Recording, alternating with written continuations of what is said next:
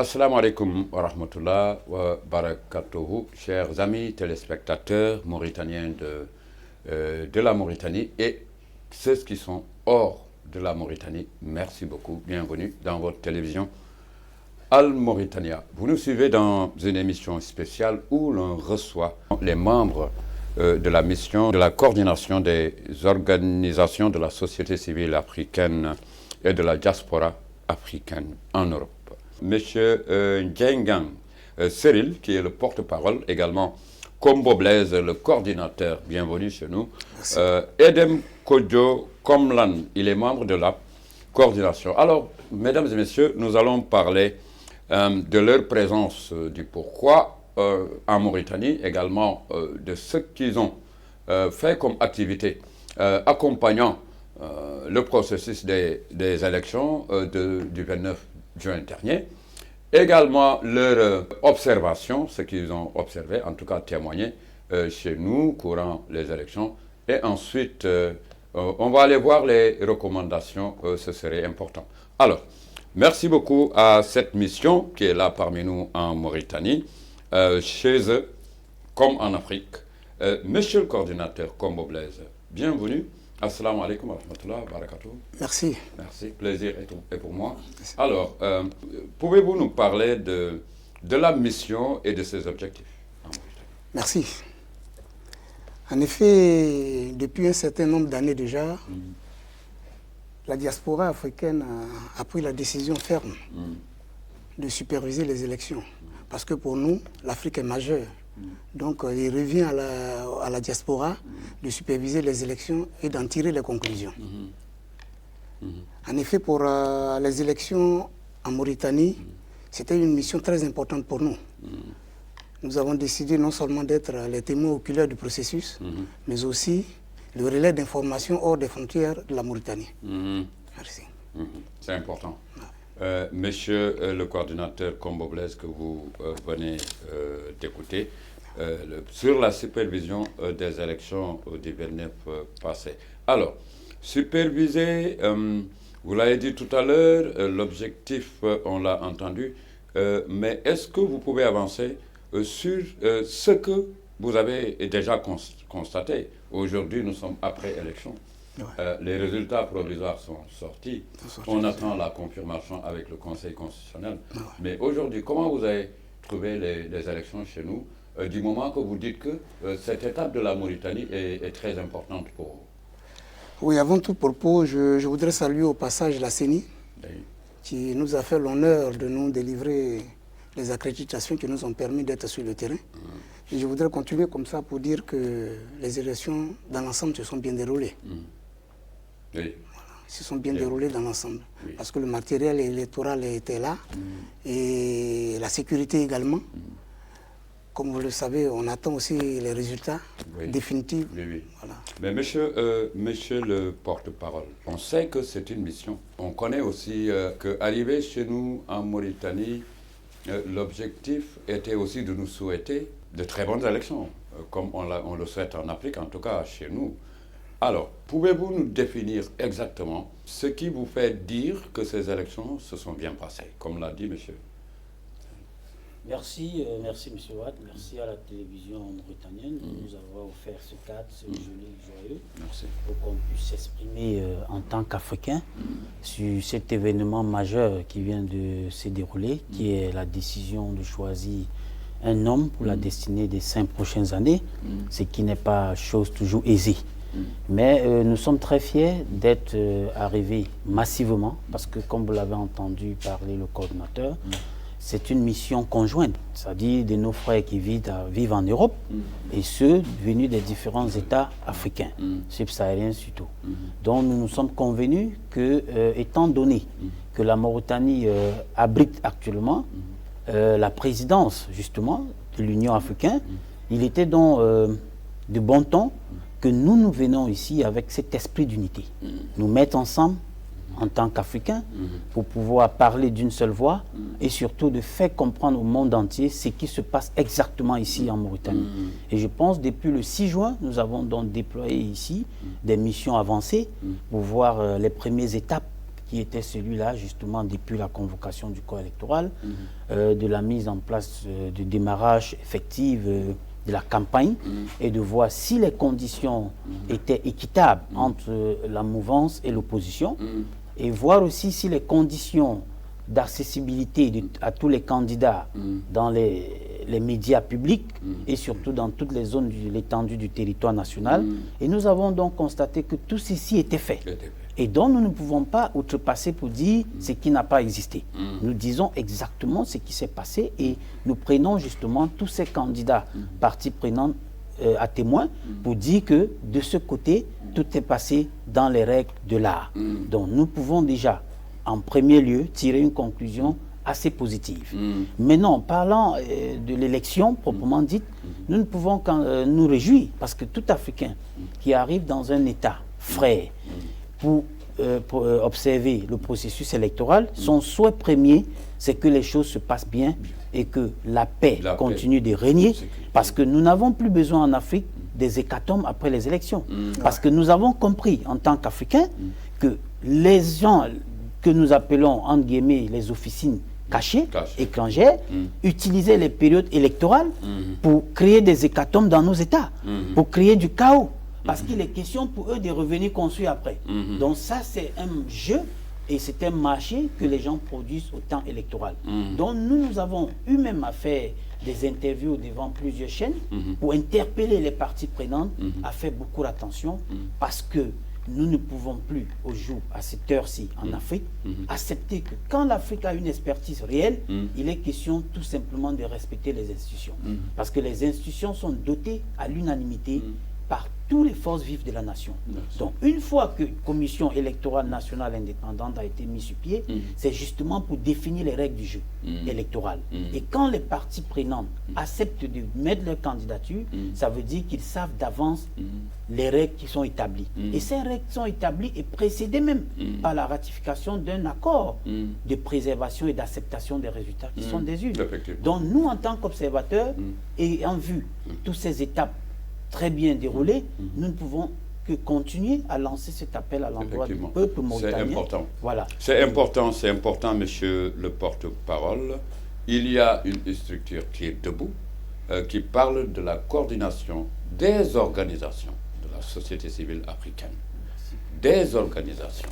Alors, qu'est-ce qui rend légitime le travail que vous êtes venu faire ici? Un réseautage et juridiquement, qu'est-ce qui vous rend légitime à venir chez nous? Bon, comme nous l'avons déjà dit à maintes reprises, et même lors de notre déclaration préliminaire, les organisations se sont fondues ensemble dans l'esprit de l'unité, mais sont accréditées individuellement.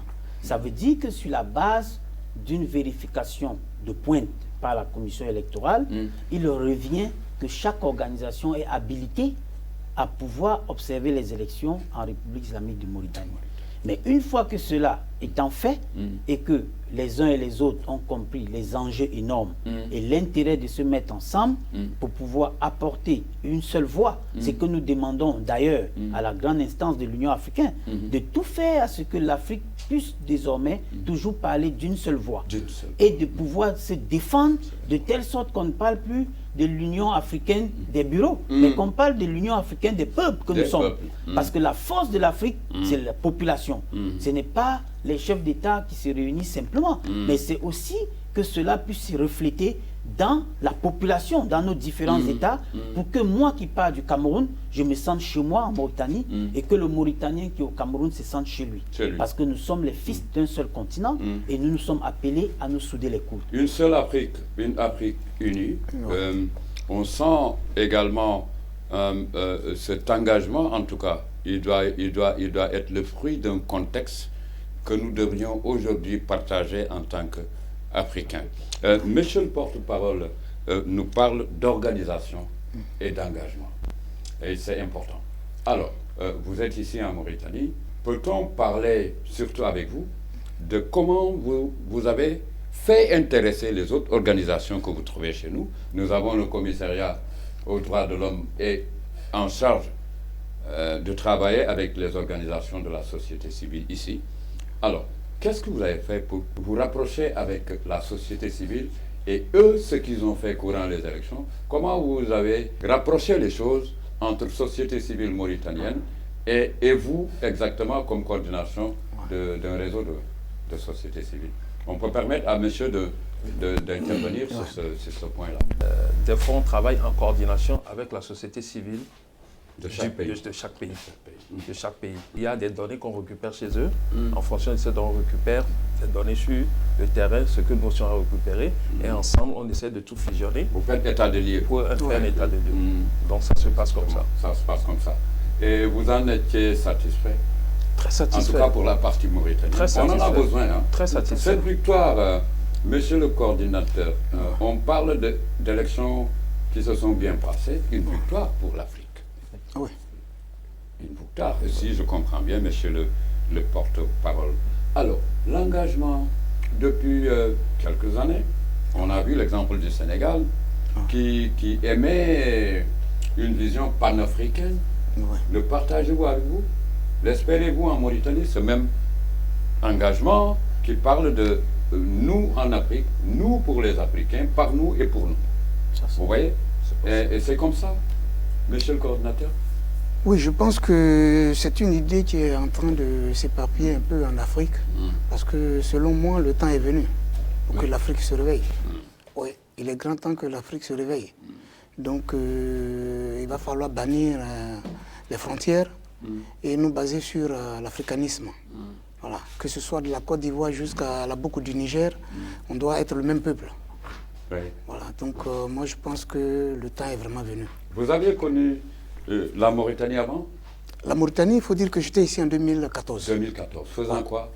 J'étais observateur. Ah oui? En 2014, je suis passé par ici. 2014, c'était une période de transition.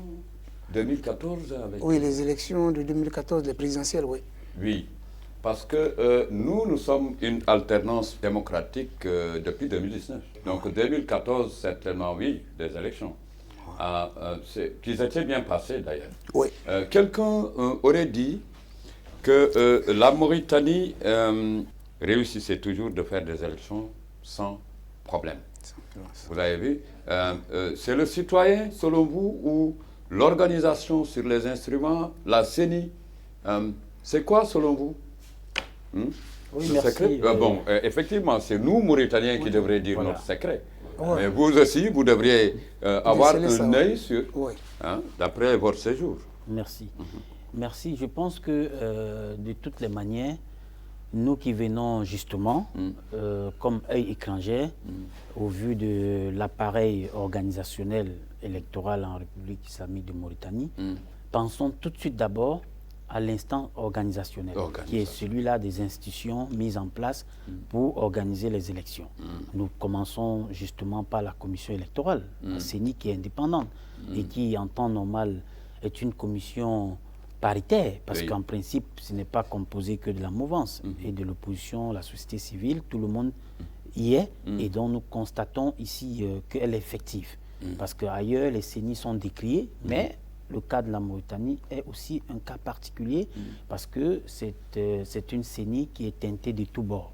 Et ça permet encore une fois de plus de renforcer la crédibilité et surtout la transparence au niveau des remontées des procès-verbaux pour une délibération claire et simple. Donc voilà pourquoi nous, ici, nous n'avons jamais même, d'ailleurs, comme le coordinateur général a dit, constaté que l'élection en soi avait connu des difficultés. Non. Maintenant, nous sommes plutôt en train d'interpeller les parties prenantes, les hommes politiques, à comprendre qu'un acquis pour un État reste un acquis. Il ne faudrait plus, désormais, pour des sauts d'humeur personnels, créer des incidents qui puissent faire redresser la démocratie qui est en train de se construire petitement ici en Mauritanie. Parce que vous savez, quand on parle aujourd'hui sur des plateaux de télévision en Afrique, on prend l'exemple des pays européens. On prend l'exemple du continent alors américain. Que nous en avons plein chez nous, nous avons des exemples chez nous. Oui. Et vous venez de parler le cas d'école qui fut récemment le Sénégal. Et en plus de cela, nous pensons que ces États européens ont conçu leur démocratie sur plus de 200 ans. Vous voyez. Alors que l'Afrique est récente dans la question démocratique. Vous voyez qu'on venait de nous imposer. Sinon, l'Afrique en soi avait sa vision personnel en ce qui concernait la démocratie. Puisque avant l'arrivée des Occidentaux, l'Afrique avait une société qui vivait et une société bien organisée. Mais quand ils sont venus, ils nous ont imposé leur vision. Et comme nous avons constaté que dans cette vision, ce n'était pas que négatif, nous l'avons accepté, mais on doit s'adapter au fil des temps. On ne peut pas d'un jour demander à un enfant qui est né de courir. Donc il faut qu'on aille progressivement, tout en s'acceptant. Parce qu'on a ce problème encore qui nous mine, le problème de méfiance, le problème de manque de confiance mutuelle. Alors que quand on met avec un consensus des institutions en place, ça veut dire que pour que vous aspirez à être un chef d'État, c'est d'abord le respect de ces institutions. Parce que si vous passez, et demain, vous allez demander quoi à ceux qui seront derrière? Le même respect d'institutions. Donc ça veut dire qu'aujourd'hui, si la CENI s'est prononcée et que un parti politique ayant pris part, tout ce qui lui reste, c'est de vérifier sur les bases de données et de féliciter le candidat qui a réussi pour qu'ensemble, main dans la main, on puisse construire notre pays tout en sachant que personne n'est éternel. Les hommes passeront, la Mauritanie va rester. La Mauritanie va rester. C'est important. Alors, dans tout ce que monsieur le porte-parole a dit, qui parle de société civile, parle aussi de la jeunesse et des femmes. Engagement. Alors, votre parcours, ce n'est pas seulement la Mauritanie. Il y a d'autres pays que vous avez visités faisant les mêmes activités. Alors, cette jeunesse africaine-là, nous, on nous a dit qu'il y a presque environ 54% de femmes. Les femmes et les jeunes ont beaucoup reflété sur notre fichier électoral, en tout cas. Quelle vision africaine par rapport à ces femmes et ces jeunes d'aujourd'hui en Afrique? Moi, personnellement, en arrivant ici, je suis un peu surpris, agréablement surpris, de voir qu'il y a des femmes qui sont chefs de bureau de vote, des femmes qui sont dans les bureaux de vote, et puis il y en a plein. Donc on a même fait cas la dernière fois, quand on faisait un point, que vraiment nous sommes agréablement surpris de voir ça passer ailleurs dans d'autres pays. C'est rare de voir des femmes participer au processus électoral, être par exemple dans le bureau de vote, là c'est rare. Mais ici, on a vu qu'il y a beaucoup de femmes qui participent. Beaucoup de femmes. Et ça c'est très bien. Ça, on a même encouragé, dans notre déclaration, on a même encouragé la CENI à continuer à travailler dans ce sens pour inciter plus de femmes à intervenir dans le processus électoral. Monsieur le coordinateur, un mot à ajouter sur les femmes, en tout cas qui font partie pleine dans le fichier électoral, en tout cas. Quel engagement africain dans le domaine de la femme? Bon, il faut dire qu'au niveau de toute l'Afrique, les femmes, la gente féminine est beaucoup impliquée dans la politique de nos jours. Parce que la politique, selon nous, on n'a plus rien à cacher. Avec les réseaux sociaux et autres, on sait tout. Donc il est important pour les femmes de se mettre au premier rang. Et ça, c'est encourageant. Moi, quand je venais ici, je savais que la Mauritanie, c'est un pays islamique. Vous la connaissez d'abord. Voilà, et donc je me suis dit que la gente féminine, ce n'était pas évident. Mais le constat était vraiment... Là, oui, le constat était là. On a vu qu'elles sont sorties et elles s'impliquent davantage. Ça fait plaisir. Monsieur le porte-parole, quand vous venez pour des élections, vous ne repartez pas tant que la Constitution n'a pas promulgué les résultats, ou bien nous sommes à l'instant des résultats provisoires. Comment ça se passe? Un pré-rapport, attendant les confirmations officielles, ou bien comment ça se passe quand vous arrivez et que vous repartez? Merci, M. Watt. Vous savez, en principe, pour répondre tout droit à vos questions, je pense que nous avons dit dans notre déclaration, depuis le 6 juin, nous déployons la mission avancée. Et nous faisons venir presque à la veille des élections la mission à Koutem, et dont on a déployé 150 observateurs. Ah oui? Et vous savez, la société civile africaine n'ayant pas assez de moyens pour faire le travail efficace, comme ça se doit, nous sommes donc contraints qu'après les élections, nous faisons 2 jours, c'est-à-dire 48 heures plus tard, une déclaration préliminaire, et la majeure partie des observateurs doivent retourner. Mais l'équipe type que nous constituons, nous devions, pour respecter justement la déontologie de l'observation et le cadre justement de la société civile, parce qu'il faudrait faire une petite précision. Vous voyez, aujourd'hui, en Afrique, quand nous allons de pays en pays, parce que nous sommes aujourd'hui à plus de 37 pays, 37 pays, oui. voilà, beaucoup d'élections supervisées, et beaucoup des membres de la population, de certaines sociétés civiles, qui se réclament et cherchent toujours à se reconnaître dans la déclaration des observateurs de la société civile africaine venus des différents pays, parce que soi-disant les organes, les instances institutionnelles telles que l'Union africaine et autres sont des amis des chefs d'État, ils ne peuvent rien dire d'autre, donc par conséquent que ce soit de point de vue communauté internationale, ils sont souvent braqués sur l'observation et la déclaration que la société civile fait. Donc par conséquent, sachant ce rôle qui pèse et qui est de nôtre, nous sommes donc parfois bien obligés d'attendre la proclamation définitive par le Conseil constitutionnel pour pouvoir établir un rapport définitif que nous présentons également lors d'une conférence de presse et nous sommes à même de répondre des questions. Parce qu'il est question pour nous ici de ne pas tourner le dos et que ceux qui n'ont pas été en Mauritanie disent ce qui n'a pas existé. Donc nous sommes des témoins oculaires et nous sommes donc censés dire à l'attention de la communauté internationale et même nationale exactement ce qui se passait, premièrement. Deuxièmement, nous avons des recommandations que nous faisons.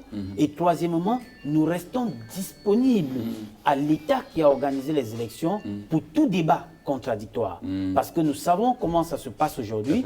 Quand il s'agit des réseautages dans le monde, les gens, pour leurs intérêts, sont prêts à dire le contraire des choses pour s'aimer du trouble dans les États. Nous avons constaté des sauts d'humeur ici, que nous avons pris entre parenthèses justement comme des sauts d'humeur, et que nous avons dit, force revient à la loi.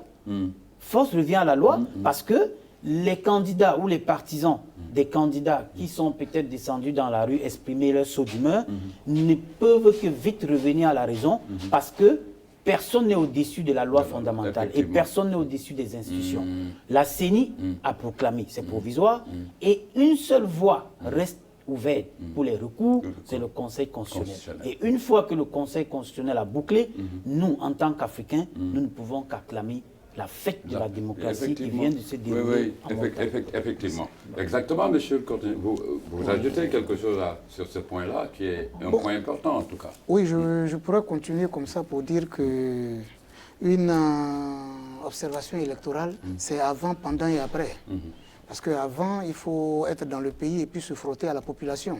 Et pendant, comme il a souligné, il faut pouvoir regarder le matériel électoral, les conditions dans lesquelles cela se déroule. Et après, il faut vérifier que les résultats sortis des urnes sont celles-là qui ont été proclamés.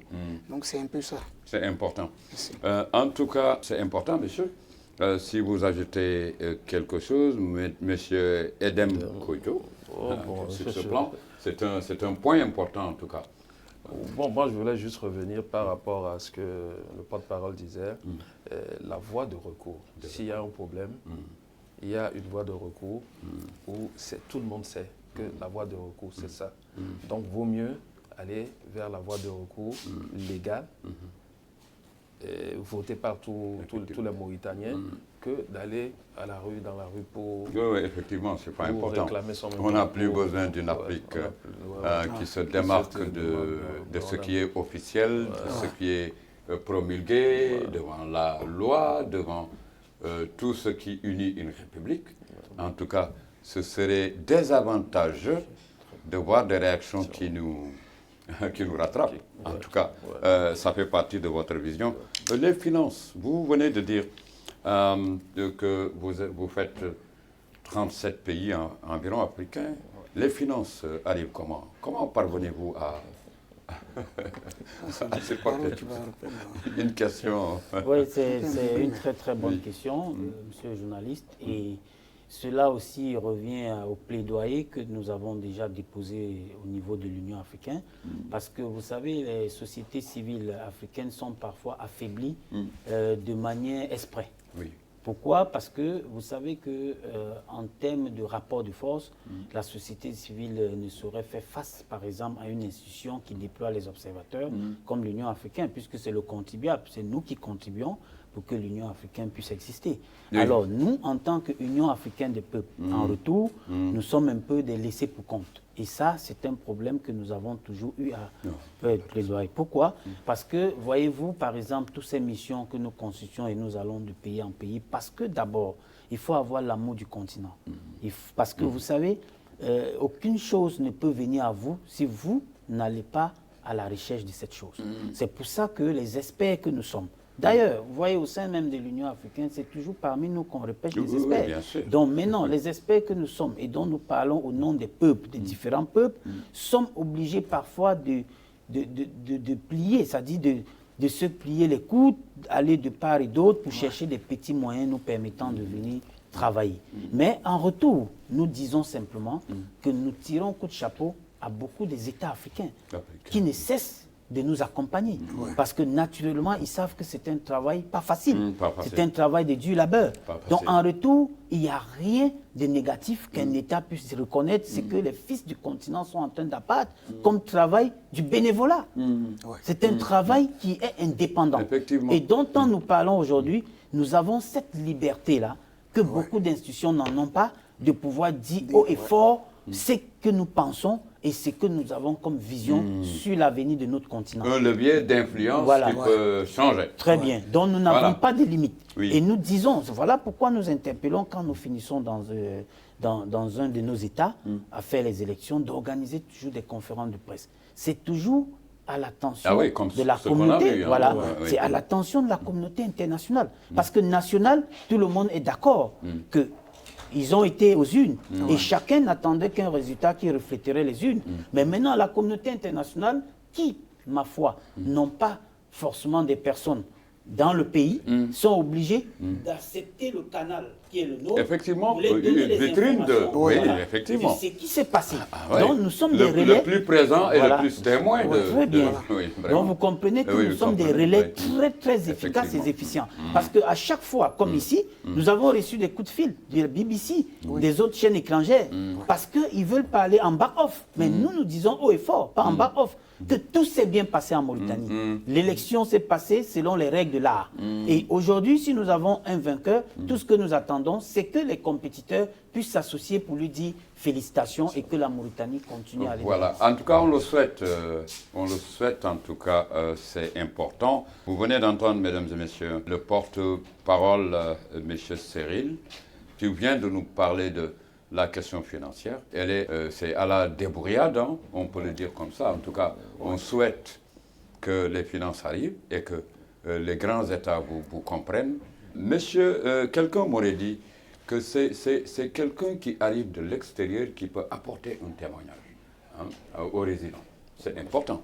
J'aurais dit répondre à quelqu'un que nous qui ne sommes pas dans le même pays que vous, nous voyons plus que vous comment vous marchez. Parce que vous êtes dans le tas et que nous venons pour voir ce qui se passe chez vous. C'est sûr qu'on ne va pas passer à côté, c'est important, comme vous avez fait. Alors, il n'y a que les élections dans vos activités avec la société civile. Elles sont présentes dans tous les pays. Sans la société civile, on n'est pas là. Effectivement. Vous voyez, des structures qui sont vraiment approximativement pointées du côté des citoyens.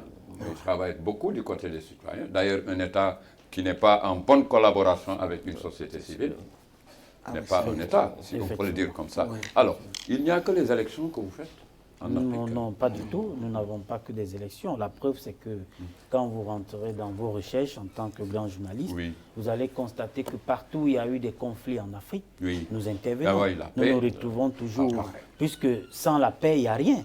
Et donc, nous sommes parfois même en avance pour aller dans nos différents États prévenir, comme nous sommes en train de faire présentement. Sinon, au lendemain des élections, on pouvait plier bagages et partir. Mais quand nous continuons à faire les déclarations, à interpeller la population, c'est pour les dire que nous qui venons d'ailleurs, nous ne sommes pas justement différents de vous, mais nous avons une position neutre par rapport à vous. Puisque vous êtes ici, chacun un parti. Donc personne ne peut dire être neutre étant à l'intérieur. Mais nous qui venons Mais nous n'avons aucun intérêt pour qui que ce soit. Nous avons simplement l'intérêt pour cette République. Que cette République soit debout et que nos compatriotes qui vivent ici vivent en toute quiétude.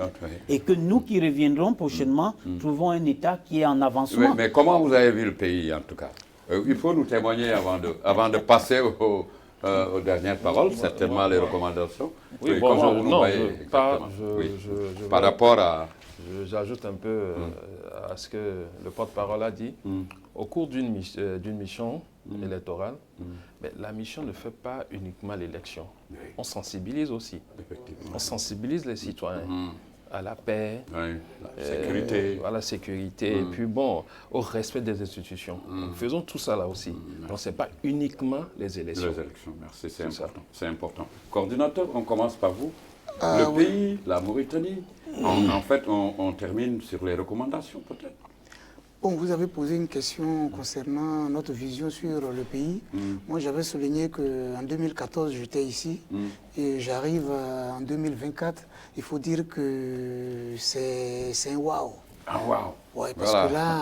On dit waouh. Ouais, parce que là, la Mauritanie est en plein développement. Oui, merci. Nous avons fait des quartiers, notamment Cité-Plage et l'autre côté aussi, mais je vous dis que la Mauritanie, vous êtes à féliciter. Oui, merci. Vous êtes vraiment à féliciter. En tout cas, merci. Ouais, vous êtes vraiment des témoignages qui nous viennent d'ailleurs, c'est important. Alors, monsieur le porte-parole, parole à vous pour terminer. Parlez-nous de la Mauritanie, de vos activités ici, en tout cas, et les recommandations.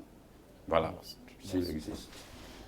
Bon, déjà, nos activités, nous tenons à remercier le peuple mauritanien pour son accueil chaleureux. Merci. Parce que nous avons passé un séjour agréable, nous n'avons pas eu d'incidents, malgré même tout ce que d'aucuns racontent de l'extérieur. Je pense qu'il faut toujours être près d'une situation pour la décrire. Merci. Donc nous pensons qu'ici, c'est vrai que toute situation interne reste interne et il doit se régler entre les fils du pays et ne doit pas faire objet, comme on le fait aujourd'hui, créer des crises pour venir faire des fausses diplomaties. Donc nous pensons que l'Afrique étant mature, la Mauritanie y va avec. Et nous sommes très fiers de ce peuple qui est en train de comprendre qu'aujourd'hui, ensemble, on est plus fort. Alors, nous avons trouvé un pays debout et nous serons très heureux de partir, de le retrouver encore plus que debout. Alors, pour les conclusions, nous avons donc dit à l'ensemble de la communauté nationale et internationale que depuis l'arrivée du 6 juin ici, jusqu'à nos jours, nous n'avons constaté aucune dérive qui puisse peut-être dire que l'élection s'est passée sur peut-être des fonds de discussion ou quoi, parce que la campagne a été apaisée, civilisée, et surtout sur la bonne voie et la bonne conduite. Donc nous pensons que le gouvernement qui a convoqué le corps électoral a été de très bonne foi en laissant une élection inclusive. C'est que beaucoup d'États parfois n'arrivent pas à faire. Donc c'est un pas déjà des géants. Et nous remercions justement ce gouvernement d'avoir donc été non seulement l'instigateur positif de cette élection, mais elle est restée toute neutre, en étant comme tout le monde et en prenant part comme tout le monde. Et donc, nous pensons que cela, c'est des exemples qu'il faut répertorier sur notre continent. Donc maintenant, la recommandation que nous avons demandée, c'est toujours de maintenir le cadre du dialogue politique. Parce que vous savez, le président a fait un discours que nous avons tous suivi. Il dit, maintenant que je suis élu, si le Conseil constitutionnel l'intérim, je reste le président de tous les Mauritaniens. Et je pense qu'il n'y a rien de plus que cela. Déjà à ce niveau, tout Africain doit se reconnaître dans ce discours. C'est un discours de main tendue. Et cette main tendue doit être saisie par tous les parties prenantes pour que la paix... Parce que vous savez, il y a un problème en Afrique, nous disons ça ne va pas. Mais nous oublions que s'il n'y a pas la paix, on ne dira plus ça ne va pas, mais on cherchera où mettre la tête. Donc il faut éviter des petits guéguerres qui vont empêcher nos parents d'aller et de revenir librement. Parce que nous avons besoin de cette liberté, nous avons besoin de cela pour l'Assemblée et de faire vivre nos États. Il y en a des pays qui cherchent la paix, il y en a d'autres aussi qui y sont et qui doivent la consolider. Merci de nous prendre comme ça, en tout cas, monsieur le porte-parole, monsieur Cyril.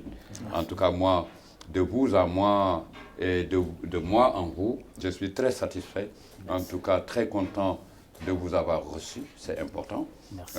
Le Mauritanien africain, le Togolais africain, nous tous, le Libanien africain, ça se passe comme ça, le Sénégalais africain, c'est comme ça. En tout cas, je m'y adhère, j'en suis sûr, avec des milliers de journalistes comme moi, hein, pour dire que ce qui se fait ailleurs et qu'on nous le retourne de façon désintéressée, nous pouvons le faire et leur retourner, et leur envoyer, c'est-à-dire une Afrique qui exporte ses valeurs.